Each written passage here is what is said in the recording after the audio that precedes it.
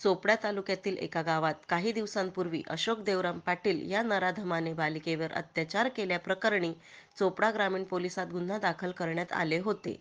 परंतु या नराधमास फाशीची शिक्षा होण्यासाठी आदिवासी संघटनांनी चोपडा येथील विश्रामगृह येथून ते छत्रपती शिवाजी महाराज चौक ते तहसीलदार कार्यालयापर्यंत आदिवासी संघटना एकत्र येऊन या नराधमास फाशीची शिक्षा मिळावी व नाबालिग मुलीस न्याय मिळावा यासाठी मोर्चा काढण्यात आला.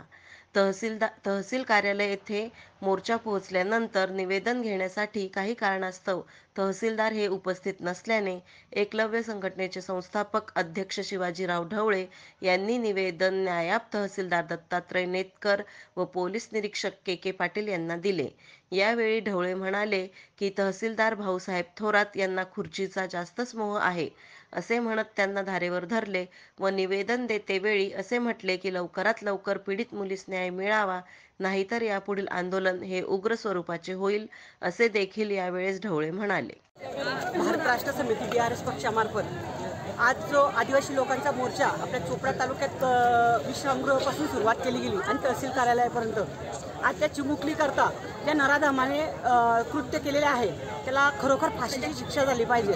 आणि तहसीलदार साहेबांना जे आदिवासी बांधवांनी निवेदन दिलं त्या निवेदनावर दुर्लक्ष न करता त्याच्यावर तात्काळ ॲक्शन घ्यावी आणि तात्काळ त्या मुलीला न्याय मिळावा. जर मिळाला नाही त्या BRS महिला जिल्हा प्रमुख म्हणून मी सांगते की मी टोटल आदिवासी महिला रस्त्यावर आणून त्या नराधमाला आम्ही भर चौकात आम्हीच महिला त्याला संपवण्याचा प्रयत्न करणार आहोत. आणि जर त्या नराधमाविषयी जर मध्ये कोणत्याही खासदार आमदार किंवा त्याचा कोणताही सपोर्टदार असला त्याच्यासोबत त्यालाही पुढची वाटचाल आम्ही तिथे रस्त्यावर दाखवू की अशा लोकांना साथ देण्यापेक्षा माझे जे आदिवासी बंधू आज कडकडीने त्यांच्या भावना मांडत होत्या किंवा त्या चिमुकली मुलीकरता त्यांच्या भावना व्यक्त करत होत्या, ह्या व्यक्त करण्याच्या ठिकाणी ते स्वतः आले नाही.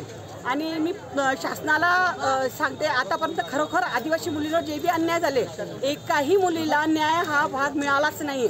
जर न्याय देऊ शकत नाही तर त्यांना फक्त महिलांच्या ताब्यात द्यावे. महिला काय आहे हे त्यांना आम्ही स्वतः दाखवू की महिलांची ताकद किती आहे. जर 33% आरक्षण म्हटलं आहे तर आम्ही ते राबवण्याशिवाय सोडणार नाही.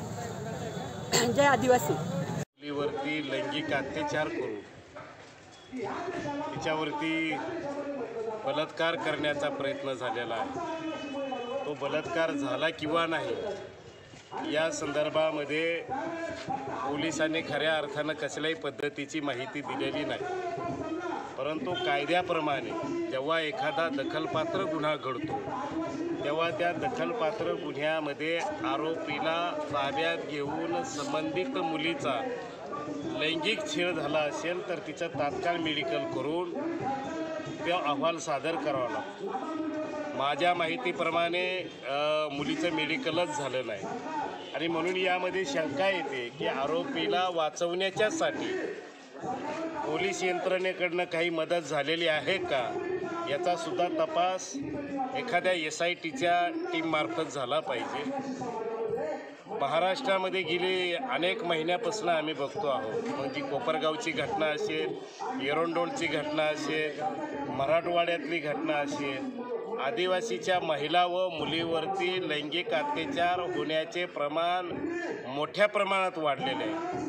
विशेषतः ऊसतोड कामासाठी स्थलांतरित होणाऱ्या आदिवासी बंधूंच्या महिला या सुरक्षित नाहीत अशा पद्धतीच्या घटना ह्या 2-4 महिन्याच्या कालखंडामध्ये घडलेल्या आहेत. आणि म्हणून या घटनेवरती गांभीर्यानं लक्ष देऊन राज्य सरकारने त्वरित या संदर्भामध्ये संबंधित पोलिसांची संबंधित यंत्रणेची कठोरपणे चौकशी करून कठोरातली कठोर कारवाई त्या संबंधित आरोपीवरती झाली पाहिजे. याचा निषेध करण्याच्यासाठी आज या ठिकाणी हा मोर्चा काढलेला आहे. खरं म्हणजे आदिवासी समाजाच्या अडाणीपणाचा, अज्ञानपणाचा गैरफायदा कायद्याची अंमलबजावणी करणारी लोक जर घेणार असतील कुंपणाचं जर शेत खाणार असेल तर या संदर्भामध्ये आभा कार्यकर्त्यांना सुद्धा सर्वांना एकत्रित येऊन राज्य सरकारचा निषेध महाराष्ट्रभर करावा लागणार आहे. आणि म्हणून आम्ही सर्व एक आहोत. आमच्या आया भगिनीचं संरक्षण करण्याच्यासाठी आम्ही खंबीर आहोत हे सांगण्यासाठीच या घटनेचा निषेध या ठिकाणी करण्यात